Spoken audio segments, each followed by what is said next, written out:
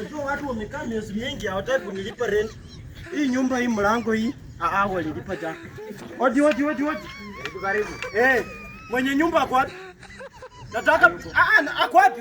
Nataka mwenye nyumba. Mwenye nyumba ako wapi? Watu walipigia rent. Nilikwambia useme si yuko. Huko anakumkiti. Baba amesema hayuko. Wewe nilipoi. Kuja. Unasema huyuko.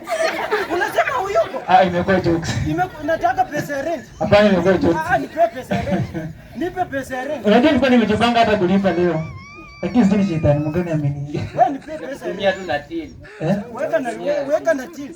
Niweke na till. Nzima. Watu ujinga wewe. Watu ukiriki. Lakini bwana mia. Hapana, pesa ya rent ni Hapa so mpeno tu na mpea ingine. Ulinyama kukipi? Kitu hicho.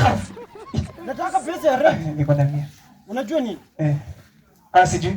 Wilipona amelipa jana. Baba pesa hizi kodi nilikwambia usinunue hizi kodi.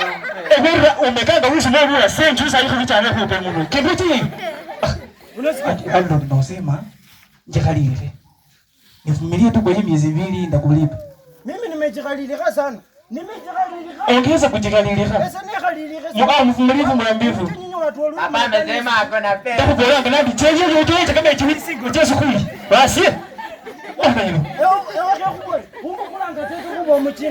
Sinako kukule huo mchinga ta ukanene wewe kukule huo mchinga nani yote. Kala. Hebu ngozinge chote.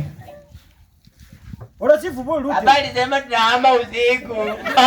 Ya kwa hiyo imani na kwa ndio biashara.